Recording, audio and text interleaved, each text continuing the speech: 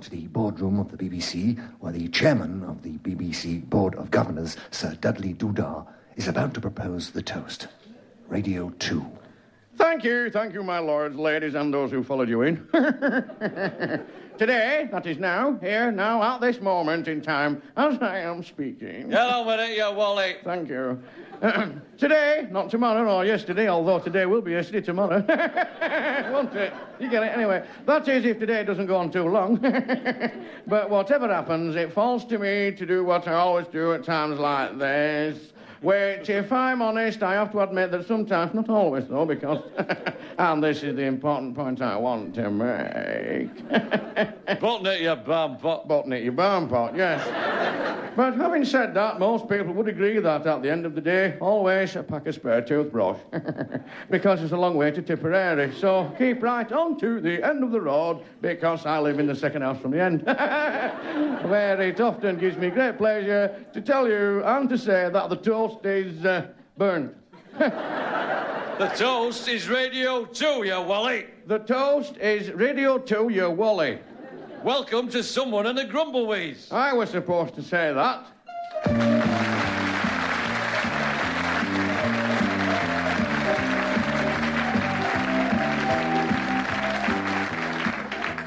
Is there anything on the telly, old lad? Yes, a bowl of fruit and a picture of Uncle Albert.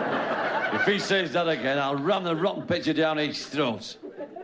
Have you been to the supermarket yet? No. Why not? They're still open. There were no supermarkets when I was a lad. Little corner shop, fresh sawdust on the floor, and a moggy sitting on the cheese. Here we go. Cheshire. I've no idea where the cat came from. No. There were no such thing as being entertained by television in them days. There's no such thing as being entertained by television in these days.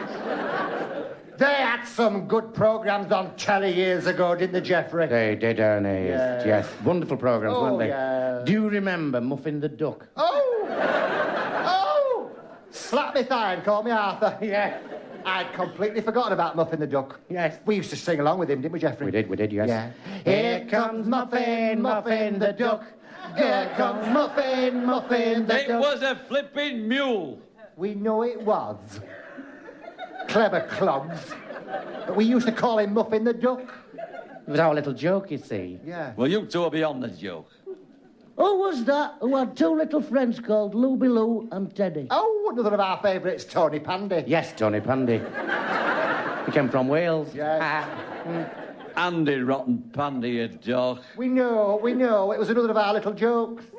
I used to like that fella who always jumped on his horse and shouted, "Are you still there?" I don't remember him, old lad. Of course you don't remember him. He didn't say, "Are you still there?" He said, "I-O Silver." Oh, I always thought he said, "Are you still there?"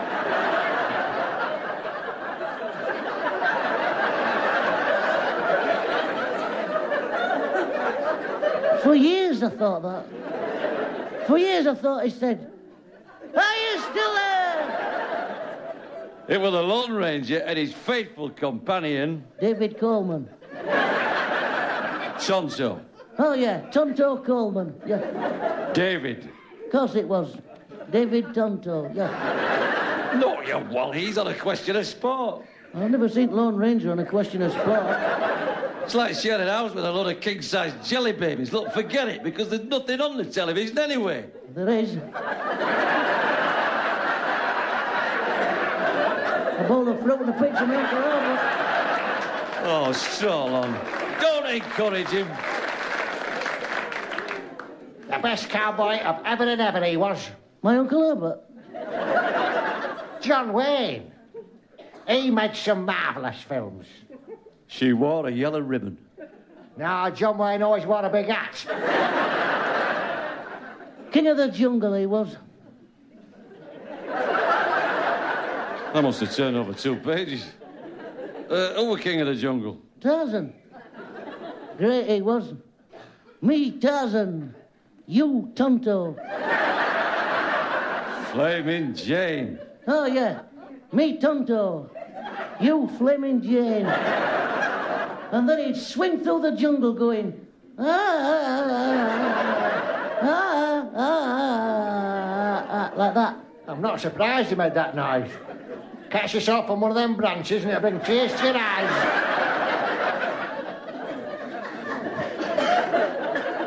I wonder whatever happened to his chimpanzee, Cheetah. He changed his name to Jeremy Beadle.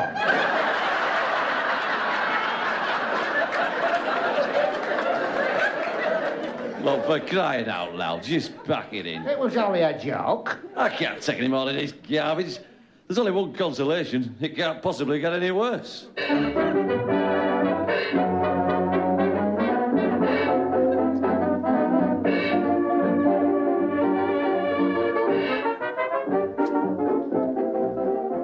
Yes, once again, it's me, your old friend, Uncle Rubbish, saying once again, welcome, once again, to Nostalgia Time, once again, with me, your old friend, Uncle Rubbish, once again.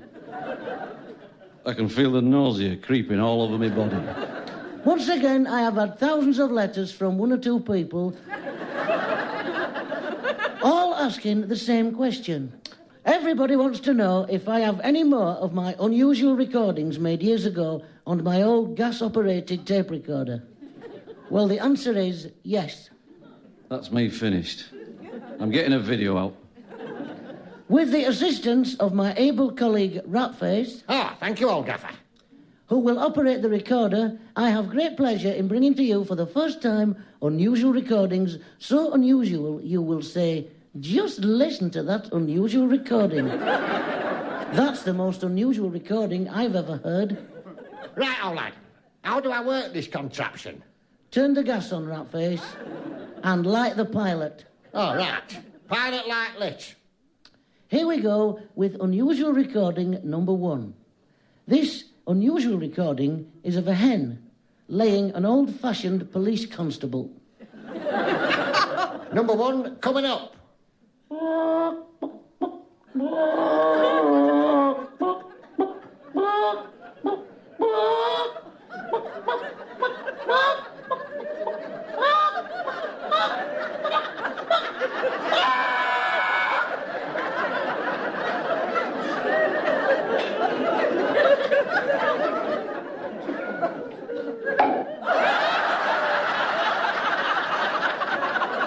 Evening, all.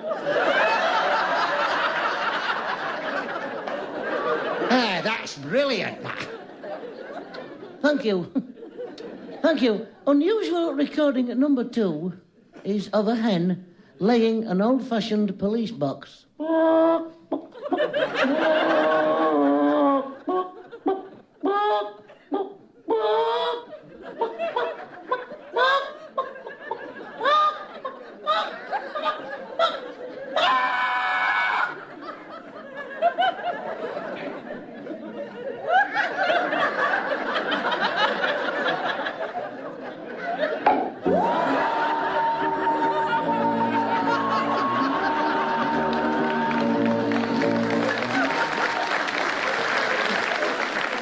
Well, that was mind-blowing. Thank you. Finally, we come to my coup de grace. Probably one of the most unusual recordings in my collection of unusual recordings. A hen, a white leghorn no less, laying a 3.7-litre motorway police patrol car just above the Watford Gap.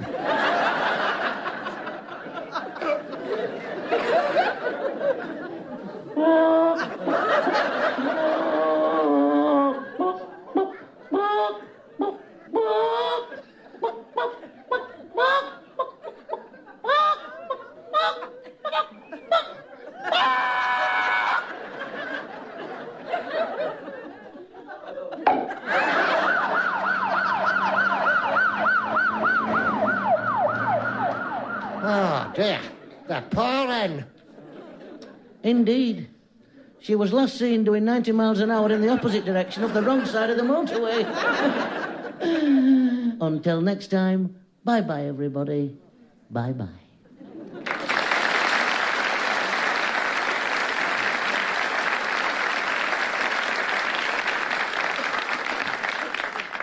I think it'd be a nice change if we did something serious. It'd be a flipping miracle if we do something serious. What sort of serious thing have you got in mind, old lad? Well, you know, maybe something from the classics. You mean like Home and Away? Yeah, a bit like that, yeah. Well, we've always been fond of the classics, haven't we, Geoffrey? We have, Ernest, haven't we? Yes. We love that Jane Austen, don't we? Oh, yes, yes. We read that book of hers last week, didn't we, Ernest?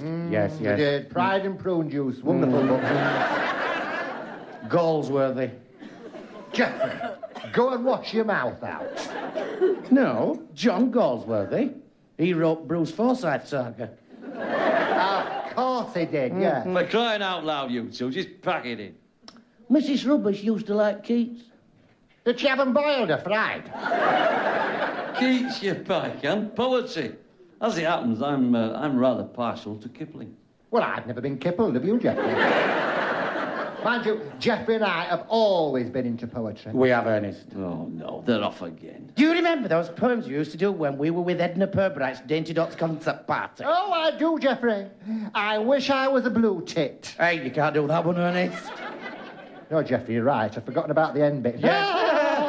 Let's do the other one, you know, the one we used to do as an encore. Oh, yes. If I had but one wish, I'd wish for an egg and a rasher. It would give me the strength to get on with my job. Why, what do you do? I'm a flasher. Always brought the house down that day. Yes. Hey, so did this one. My Uncle Angus plays his pipes. He plays some merry tunes. He doesn't play for very long, because he's rather fond of prunes.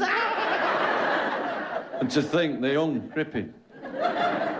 I talk to the birds, the flowers and trees. Because I'm a lonely man, I talked to a tulip the other day, and they took me away in a van. Yes, well, that wasn't exactly what I meant by bringing a serious note to the show. What I really hoped we might do was something by that great British writer, George Bernard Priestley. Sure. Oh, yes, I'm positive. I've had a more intelligent conversation with a brick wall. I think we'd better forget doing something from the classics. What we really need, old lad, is something to give us a bit of inspiration.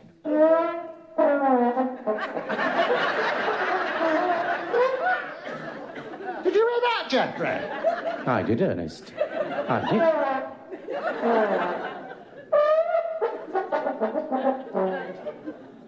I wonder who that is. Well, I have an horrible feeling, I know, and an even horribler feeling that he's coming here. Oh, I hope so. So do I, Ernest. I just love a mouth organ.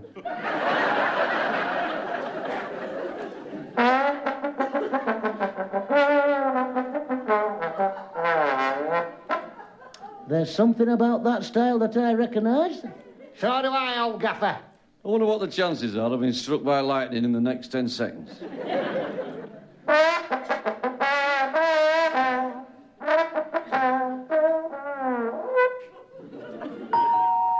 Somebody let the prat in.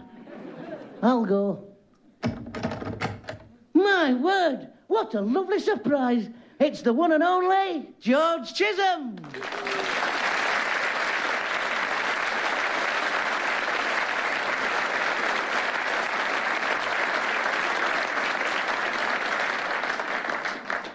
Welcome, Mr. Chisholm, to our humble little show. How are you keeping these days? Get away. Well, I wish you would. For crying out loud. Can't you sling that slush pump away? Can't you talk like a normal person? Certainly. What a delightful man. Have a kick in the left kneecap. Nice to meet you, Mr. Chisholm. So, what is it that brings you here? I've been attending a reunion of my old regimental band, the 1st Battalion of the Royal Kiltless Dragoons. Kiltless Dragoons? One look at us and the enemy ran like mad. And I'm not surprised. What a lovely man. Have another kick on the other kneecap. Ow! So, what's happened to all your comrades, George? Well, we were marching down the street playing our regimental song, Bonnie Mary. Of Argyle? No, of the laundrette on the corner of Sucky Hall Street. So, what happened, Mr. Chisholm? Well, we came to a crossroads. The band went one way, and I went the other. You should have gone straight on. I'd have fallen into the canal. Exactly. Thank you. Have a kick on the left shin. Anyway, George, it's lovely to see you and be able to give you a bit of hospitality in return for all the hours of pleasure you've given us with the old gold-plated bagpipe. You're very kind indeed. That's a very nice drinks cabinet you've got in the corner there. Oh, the drinks cabinet, yes. Well, that's a family heirloom, George, old lad. Now, isn't that a coincidence? You've got a bottle of my grandfather's favourite malt whiskey in there. Aye, it's a genuine antique, that cabinet. It looks to be almost a full bottle as well. Belonged to great-granddad Rubbish, that cabinet did. There's nothing my old grandfather liked better than a wee drop of the malt whiskey. I'll give you this, Chisholm. You're a trier. Just look at the quality of the grain in that wood. Oh, dear. Oh, I feel a bit faint. It must be all that marching. I hate asking this, but do you think you could force down my throat some of that whiskey? I hate the stuff, really, but my grandfather always said it was good if you felt faint. Oh, quick, Ratface, get the whiskey. Poor old George has gone white. Right, here we go. Here you are, Mr. Wishbone. Oh, but don't bother with the glass. I'll just take a wee drop out of the top. Oh, I hate this stuff. Try and force yourself, George. We don't want you fainting on us, do we? It's like taking sweets from a baby. Oh, go on then, just another tiny mouthful. Oh, this is vile stuff. Oh, you must drink it, you must. If you say so. Oh, that's horrible. In that case, we won't force you anymore, George. There's still a wee drop left in the bottle. You know, you'll never know what an effort it was to drink that horrible liquid. An effort? You've shifted the old rotten bottle. Entirely against my will, they forced it on me. Where are you going from here, then, George? All I want to do now is to return to the place of my birth, the tiny village of Ochtanu Maglain Maxpredenu. Do you know, I've always wanted to go to Wales. All right, lads. Oh, this is the last straw. Fred Fibber. What do you want, you lying toad? That's not a nice thing to say to the next Archbishop of Canterbury, is it? I've just popped in so you can be first to know I've just been given contract to build QE3. I didn't know you owned a shipyard, Fred. I don't. I'm building it in the same place that I build all my ships, in front room. I've heard everything now. You can't get an ocean-going liner in your front room, you dipstick. I know that, clever clogs. I shall knock down wall into dining room, How did all this come about then, Fred? Well, me and Irene was sitting in jacuzzi in back kitchen other night. When my own private satellite phone rang. Long distance from America. I know it is. Anyway, I answered phone, and it was Boss of Cunard. He said, Fred, lad, we want another shipbuilding. At first, I said no. Why, Fred? Well, last ship I built was Titanic. And when that went down, it just broke my heart. You mean all that loss of life? No, I'd left my best monkey wrench in engine room. I'm surprised you didn't try and raise the flipping Titanic just to get your wrench back. I did. Me and Irene had swum out to where Titanic is. She dog paddled while I dived down and had a look round. You dived down and looked round, Fred? Yeah. What, without diving equipment? Yeah. Impossible. For a normal person, yeah. But with me being able to hold my breath for 4.5 hours, it was a piece of cake. 4.5 hours? Yeah. Underwater, you see, I have this facility for breathing through my ears. You have this facility for talking through your... Anyway, listen. What about the bends, Fred? Oh, no, I didn't go round any corners, no. I went straight down. And, well, tell us then, did you find your monkey wrench? Oh, yeah. Yeah, I did, yeah. But it was no good. It was all rusted up.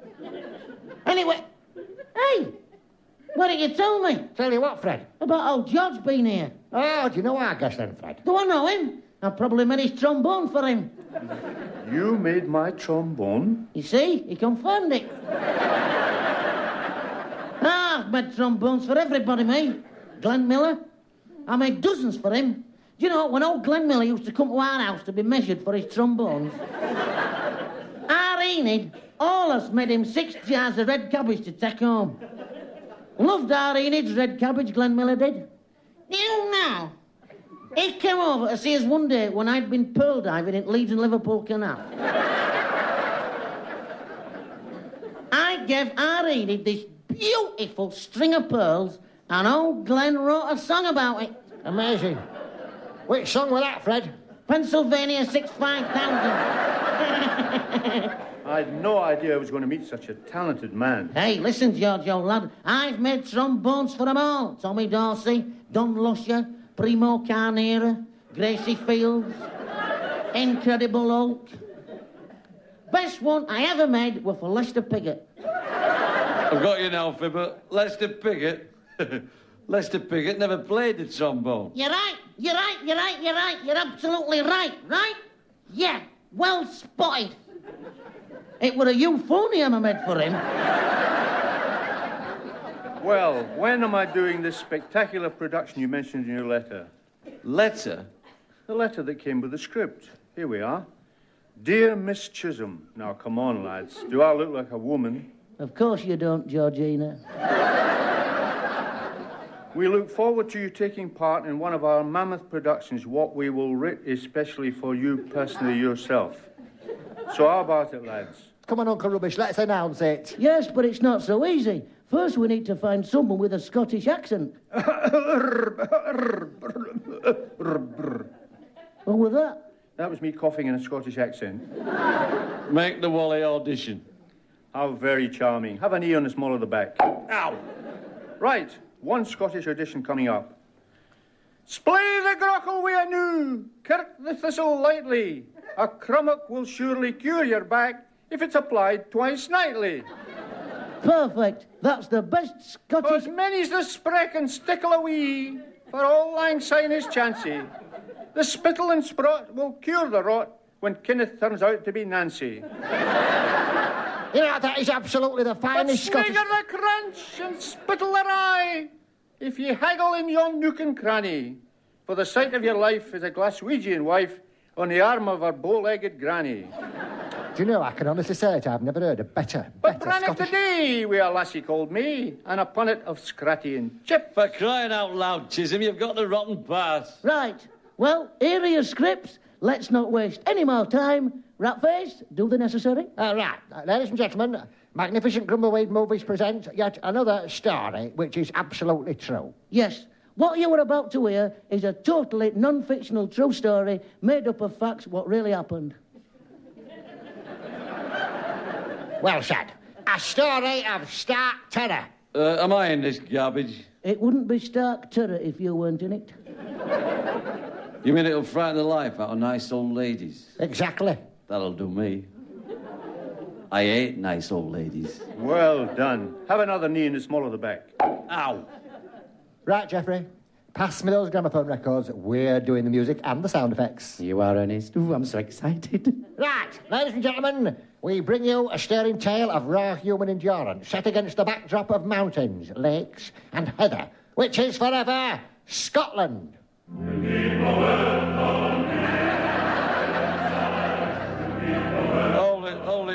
Hold it. What are you two playing at, you tripounds? He said Scotland. It was my fault, Ernest. I'm terribly sorry. I could have sworn he said Australia. Oh, Geoffrey, I've always wanted to go to Australia. All them windmills and tulips. Oh, you'd hate it, Ernest. You'd hate it. Would I? When I went, it was awful. Oh, dear. What do they call them things that hop up and down all over the place? Kangaroos. Well, my bed were full of them. Was it? Look, you think we can get on with this stupid play, then this Scots brat can get on his bike. You're too kind. Have a knitting needle up your left nostril. Ow! Right, Scottish music coming up.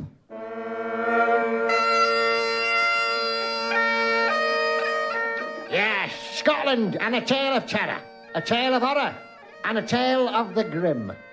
Some people like Rolf Harris. A tale that will send a shiver down your spine, up your arm, down your leg, and along your big toe. Yes, Magnificent Grumbleweed Movies are proud to bring you the true story of Moby Jock. and his orchestra. My name is Angus McKeeber.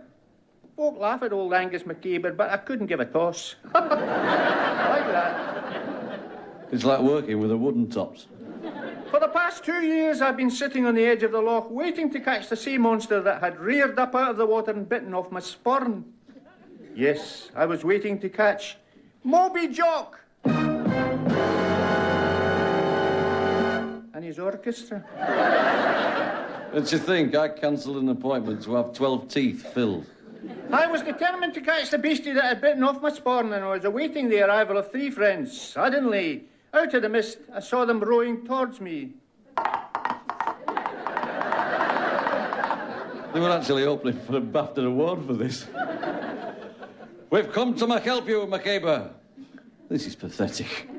Ah! We've come to help you, McSlay the McBeastie. Just say the McWord, and we'll McMake a McStart. They don't come any more Scottish than these lads. Are we going to sail out into the McLoch in separate McBoats? Aye, I've got the coracles. Try swallowing a bunch of keys. I think I should warn you lads that this monster is a killer. One of the... A monster! No, it was me, actually. I think that haggis must have been off. Oh, right, my bonny lads, let's go in search of Moby Jock. It's no good, I'm not going to say it. Into the McBoats, lads, and McOff, we McGo. The McMist is McSwirling over the McWater. Aye, that's just the sort of weather Moby Jock likes best. Angus, Angus. And so they should.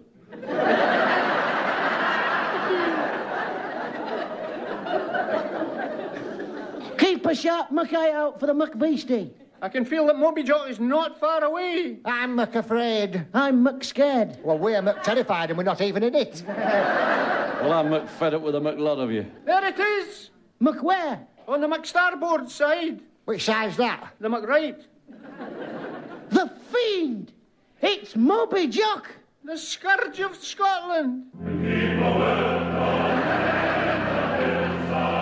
you belt up?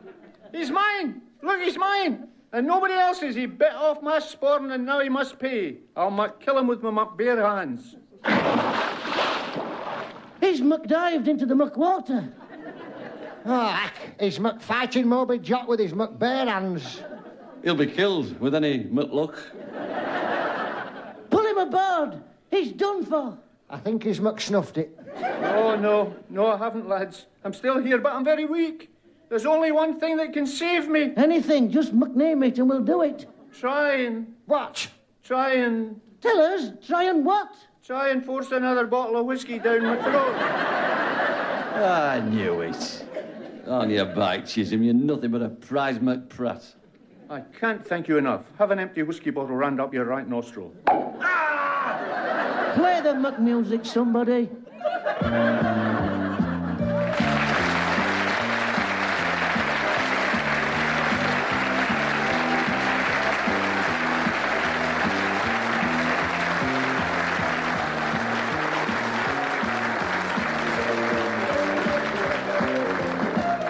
You've been listening to someone and the... Graham, Maurice and McRobin were the... And me, George Chisholm, was... The McScript was... By Eddie Braben and Mike Craig, and the whole show produced in Manchester by... Which, roughly translated from the key of B natural, is Mike Craig. Anything else? Yes, pal, on your McBike. Ah, charming. Have a trombone shoved down your trousers.